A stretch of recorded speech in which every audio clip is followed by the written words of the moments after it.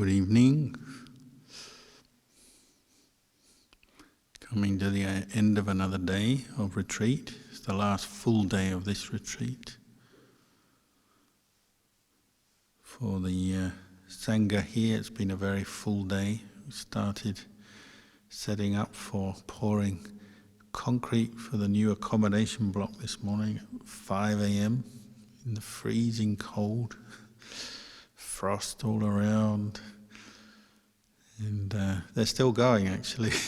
There's still light down there. The concreters are still smoothing off the concrete, and some of the monks are helping. So a very long day. What's that?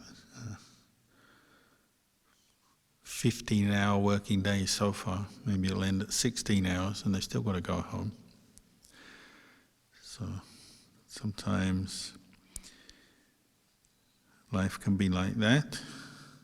We're also working, practicing Kammatthana, which means literally basis for work. So when Ajahn Mahabua used to visit the monastery, he'd walk past a monk's walking path and he'd say, "That's where a monk works." So our work is sitting, walking, meditation. Everyone on this retreat, if they're thinking, what am I doing? Your work is practicing sila, mindfulness, reflecting on Dhamma. That's your work. So there's still a few more questions. One from Singapore. Dear Lumpur, thanks so much for making time to answer our questions. I have benefited a lot from these few days of retreat at home. I have experienced for myself the benefits of keeping to one's determination if we really want something very much. Want something very much? Not sure. Question. May I know how one will be able to tell if their meditation has improved? I see myself calculating the number of minutes I have meditated yesterday.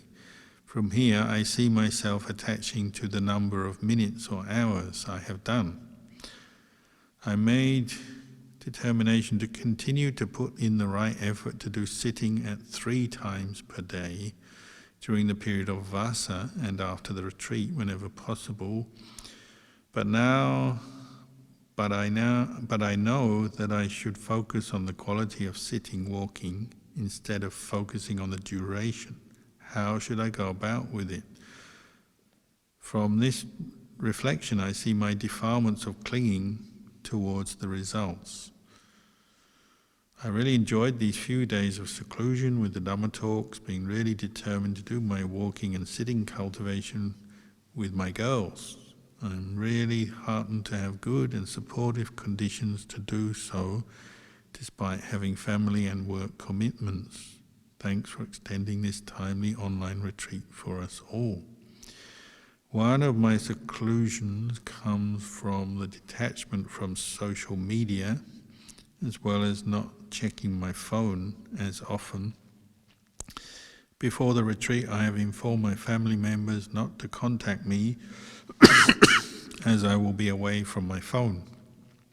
However, I see the unsettling emotions arising as the retreat is coming to an end tomorrow, and I will need to get back to the madness of life again. So there's another question, but I'll answer the first one first.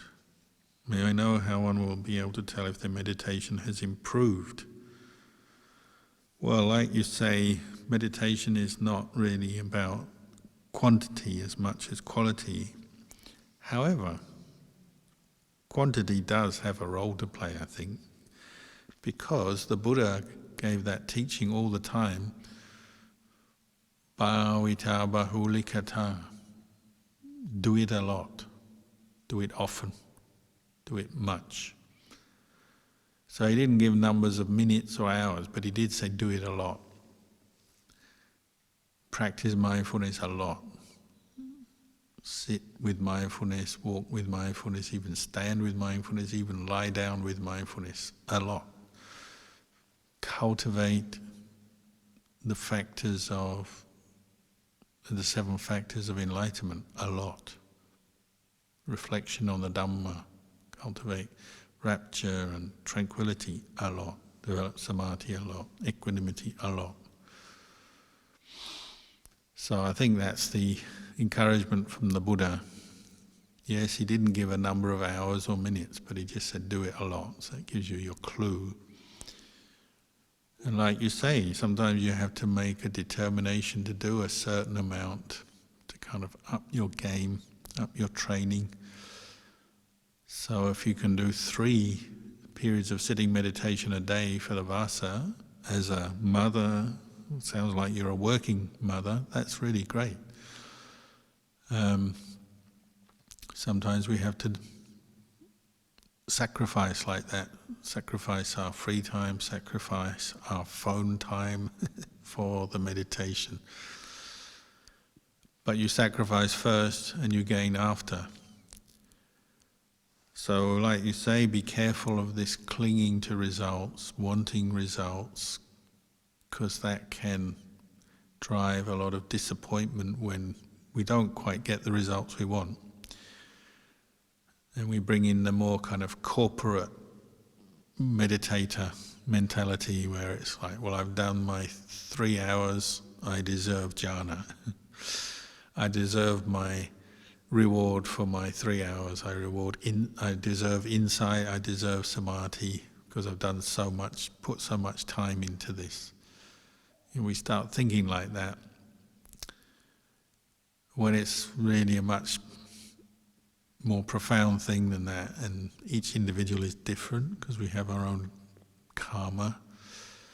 Some people have meditated more than others in the past, so they find it maybe their progress seems to go more swiftly. We have different life situations, so if you've got kids, well, that's a huge responsibility, so that will take up a lot of your time and energy and so on. Everyone is different. So even though you do put a lot of effort into your practice, and that's very good thing, be patient and just keep coming back to the noble effort, the effort you put into the practice rather than thinking about results. Because it's easy to get disappointed when you have a lot of expectation and focus on results. So, 5 minutes is better than nothing, 30 minutes is better than nothing, 1 hour is better than nothing. Anything you can do is better than nothing. But you don't expect to be peaceful every day, all the time. We have this saying, plain rice is better than nothing. This is from the life of a Buddhist monk, where you go out to the village and you sometimes, or if it was in Australia, maybe plain bread is better than nothing, because you don't get given that much rice in Australia, but you do get given bread and buns. Sometimes they'll give you a whole loaf of bread for your meal if you go out into the village, and especially if you stand in front of a bakery. But they might not give you any butter or anything to make sandwiches with, they just give you bread, a loaf of bread. Or in Thailand it might be plain rice is a very common thing. If you go in the villages of rural Thailand, they'll always give you plain rice, but you might not get any curry. But you can survive on plain rice. You can survive on a loaf of bread, even if you don't have any butter or anything to put on your bread. And meditation is the same. You can survive, and you're still learning, you're still progressing, even if you have no samadhi and a lot of disturbed states of mind bothering you as you sit. You may feel, oh, this is getting nowhere, but if you're making the effort, it is getting somewhere. And sometimes the effort you make when your mind is all over the place is a very valuable effort, because you're becoming mindful of your mind at its worst point. When you're upset, when you're angry, when you're disturbed, when you're sad, when you make effort to be mindful when you're experiencing those different emotions, that's often when your mindfulness becomes stronger and your insight becomes clearer, because you're facing suffering. And that's one of the biggest tasks we have to learn in meditation, is to face suffering, recognize suffering. Because the normal human response to suffering is run away. You mentally run away, physically run away. So we never really get beyond it. But the Buddha said, know dukkha, know suffering, get to know it. And that's what you're doing as you practice mindfulness. So if you're having a meditation that doesn't seem to be going very far, you're thinking a lot, you're falling asleep, your mind is all over the place, we say that's a plain rice meditation or a plain bread meditation, and you just have to accept that, and maybe tomorrow you have a bit of butter on your bread. Having said that also, Ajahn Chah used to point out how people get too attached to results and always thinking about levels of samadhi, levels of insight. You read the texts and there's 4 jhanas, 8 jhanas. There's Kanika Samadhi, Upajara Samadhi, Jhana, Appana Samadhi. There's Vipassana yanas, 9 Vipassana yanas, 16 Vipassana yanas, all these different layers of insight. So everyone is sitting there comparing where they're at with what they've read. And he would say, maybe we think too much about these levels, and we need to go back to just more basic observation of ourselves. Am I becoming more angry or less angry as time goes by? Am I becoming more greedy and selfish or less greedy and selfish as time goes by? Am I becoming more deluded and confused or less deluded and confused as time goes by? We can make very simple observations over a period of time about what's going on in our mind. You don't need to label it or put a particular level of insight or samadhi on it, but just know whether these defilements are coming up or not, or coming up more than before or less than before. Maybe that's a good place to start.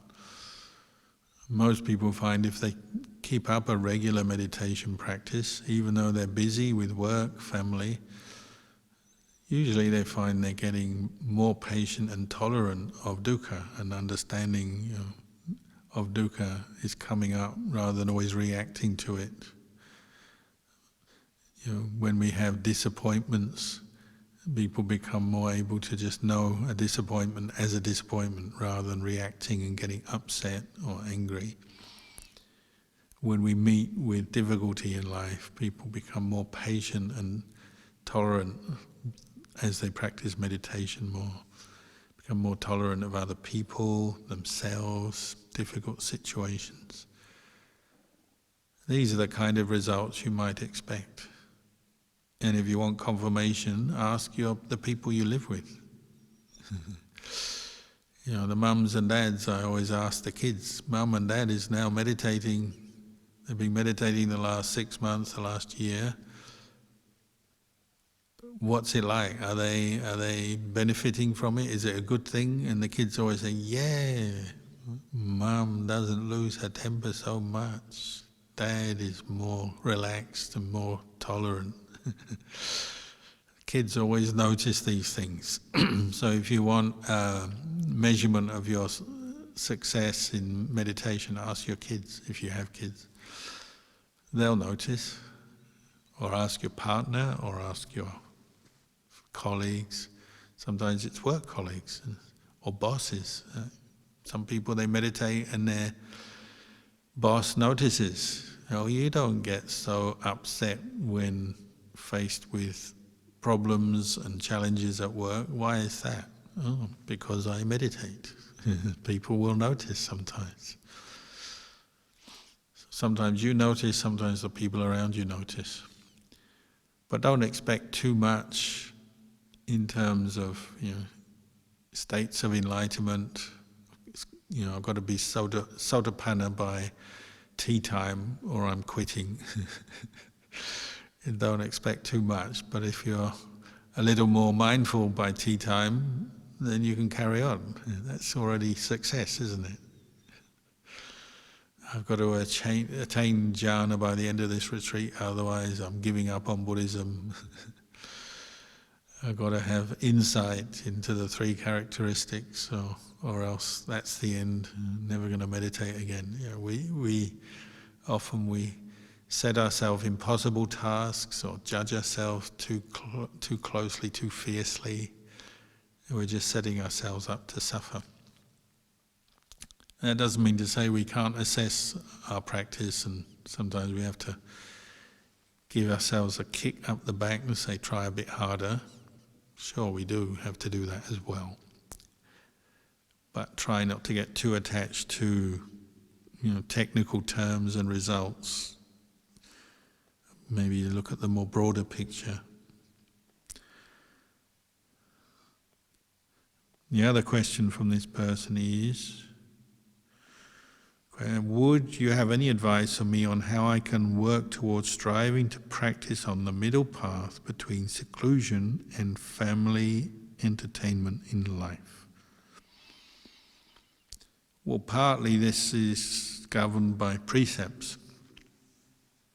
So your minimum level of practice, if you're truly following the Buddha and you aim to train your mind to abandon the unwholesome, cultivate the wholesome, the minimum level is using the 5 precepts as a guideline. That's the starting point. So you need to review your 5 precept practice every day. So in the morning you make your mental aspiration to follow them, and in the evening you reflect on how well you kept them through the day. And that means reviewing your actions, your speech, and noticing through this review, remembering what you've said and done, noticing where you may have gone wrong, lost a precept, if only momentarily, given into a mind moment of explosion of anger, say, like the people, they sort of say, I just lost my mind for a moment, and then they say something that they regret, or they do something that they regret. And so later on you have to sit down and reflect on that. I broke my precept there, and so you re-establish your precept by becoming mindful, and you make your determination, I'm going to carry on training with this until it becomes second nature, and then you won't break them. So you just work at it. And that's training in many qualities, such as mindfulness, wise reflection, patience, kindness, contentment, sobriety, and so on. You keep working at it. And that's a good start. And then maybe sometimes you take on the 8 precepts, like on a retreat time or on a weekend day or holiday time. When you've got the right occasion, you might keep the 8 precepts and practice a higher level of renunciation, give up all sexual activity when you keep the 8 precepts, sleep on a simple bed on your own, you don't eat afternoon, you don't engage in music, entertainments, wear makeup, and so on. So that's something you may have to work up to, but you can use these 8 precepts to increase that effort and commitment to the practice. And if you're meditating, you'll see how it will help you. So then you make your plan to keep the 8 precepts regularly or for periods of time. And a regular meditation practice will also help to start adjusting your view of life and what's important, what's a priority and what's not. You can't help it, but if you keep meditating, you'll start to see certain activities, they're not conducive to your happiness. They may actually be causing you pain and suffering. So you start to change your lifestyle a bit because you're meditating regularly. Same with socializing, you may decide, I'm using my phone too much, I need more time without my phone or without certain aspects of socialization like social drinking, certain people who may be into other things, and you decide this friendship is really stirring me up. Maybe they talk about subjects or do things that against the precepts or against the Dhamma, and so you change some of your social relationships, friendships and so on. This tends to happen over time. The more you meditate, you'll start to adjust your lifestyle. Another one, is people who have hobbies, or they go hunting or fishing, or when they encounter a pest in the house, they'll kill it rather than look at a way to get rid of that pest without killing it. So when they meditate, it may come up in their mind. They're not happy with their habit of fishing or shooting or killing pests, and then they want to change. It may take a time, but eventually the sense of sadness or regret from that kind of behavior becomes strong, and so they change their habit. Or, someone loses their temper all the time, and then they meditate regularly, they start to feel uncomfortable losing their temper, so they become more careful around that.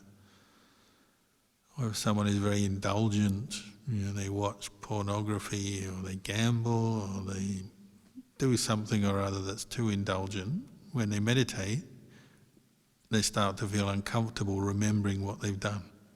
So then they might change, but that may take time to get up the commitment, to get the clarity, and then say, this is something I need to abandon, give up. So sincere meditation practice, regular meditation practice, sincere undertaking of precepts, 5 precepts, 8 precepts. These are the ways you'll improve your practice even in the lay life. And of course, listening to Dhamma regularly, daily or weekly. I'd say minimum is weekly, either listening to a talk or reading a Dhamma talk. You need to regularly listen to Dhamma, absorb the Dhamma. So you're reminding yourself what the Buddha taught, you're getting clarity where you may have doubts or misunderstanding. Little by little, your intelligence and your wisdom faculty will be growing from that. So listening to the Dhamma is an important part of the practice. So the combination of all these things is that your mind is developing in a good way. How fast, how slow, it depends on you. Another one is practice of dana, isn't it? If you practice dana, generosity, charity, volunteering, donating regularly, that will also change your mind over time. You'll be letting go of certain selfish kinds of behavior. You'll be cultivating kindness, generosity. You'll be more sensitive to the suffering of other people. You'll be more sensitive to what's important in life, helping other people. You also probably want to help Sangha and the religion in one way or another. All of this will change your behavior, both the way you think and also your external behavior. So regular dana practice of one sort or another will bring you closer to the goodness in your heart and the goodness in other people's heart. So I'd recommend that as well. So there's plenty to do as a layperson.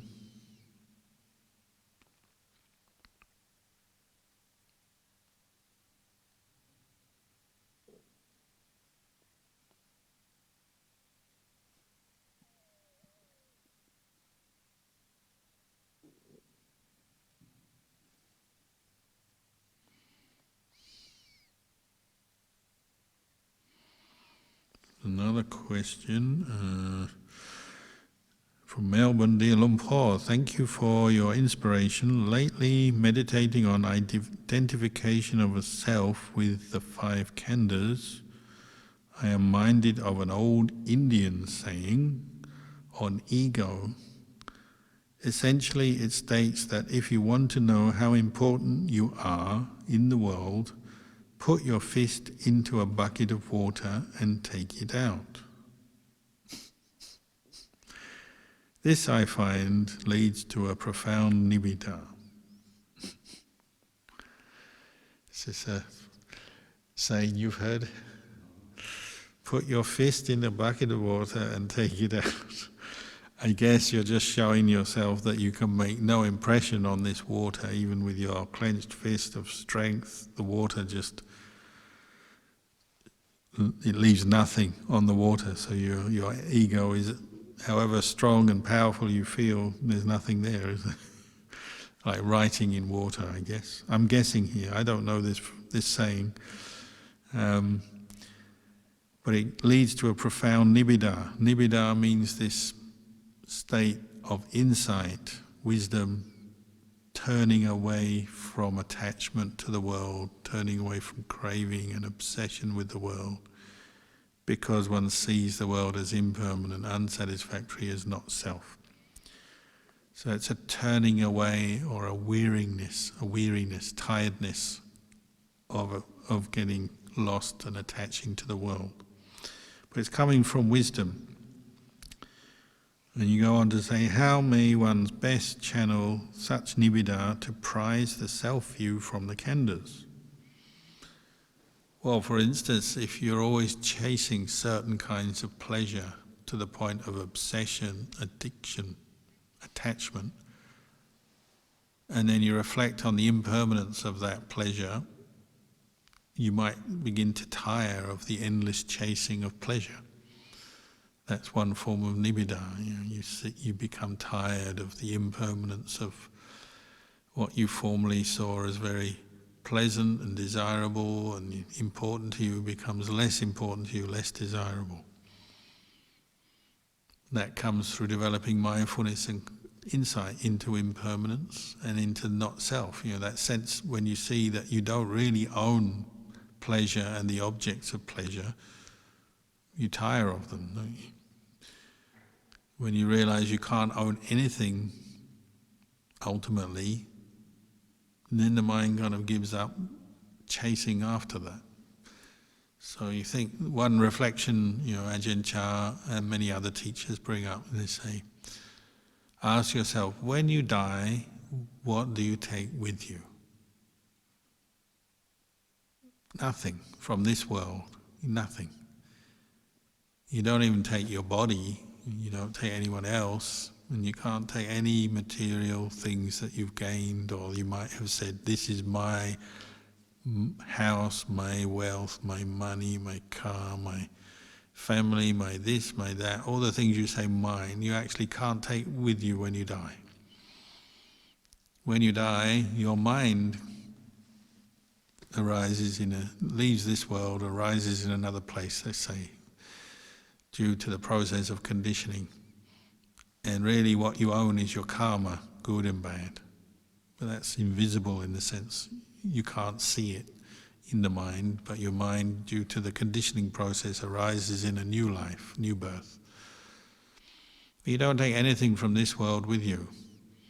If you really see that, then you get tired of chasing after things and clinging to things and identifying with things. And that includes your own body and the pleasures of the body that we keep seeking and wanting. I need this to be happy, I need that to be happy. You get tired of that. Just like a young kid gets tired of their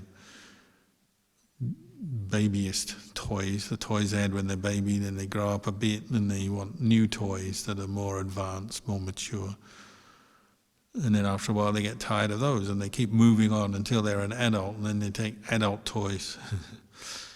We're like that, we're constantly using things, picking things up, holding on to things and then dropping them because we get tired, except for instead of getting tired of the whole process of picking up and clinging, we just get tired of the object and then move on to a new object. But nibbida is coming from insight into the fact that nothing can bring you true, lasting happiness, so you tire of seeking it in things that cannot bring you true and lasting happiness, these 5 khandhas. So the important thing with nibbida is it's coming from insight, wisdom, discernment, and that's different from aversion, because a lot of people mistake aversion for nibbida, don't they? And they say, I'm tired of the world, meaning they're tired of difficulties and problems and failures and pain. So they're tired of the world, but tired because they're averse to it. They're fed up in the way of aversion. And they say, oh, give me nibbana right now because I'm fed up with the world, I'm tired of the world. But the whole point is the mind is not yet tired of the world, it's still attached to the world, it's just tired of certain experiences that they've had. And when things go wrong, we have failure, disappointment, illness, lose our job, have relationship misunderstandings and trouble and arguments, and all the different problems people have. We say, I'm tired, I'm fed up with this. That's not nibbida, that's aversion. Nibbida is coming from a place of clarity and peace. So the mind is quite naturally turning away from what it sees as unsatisfactory, as dukkha. But it's in a peaceful way. It's not coming through aversion. It's coming through insight. So that's an important distinction to sort of bear in mind.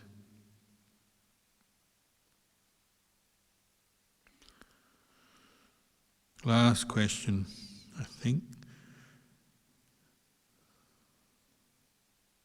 Oh no, I've already answered that. So, yeah, that was the last question. So, that's the end of tonight's question and answer session.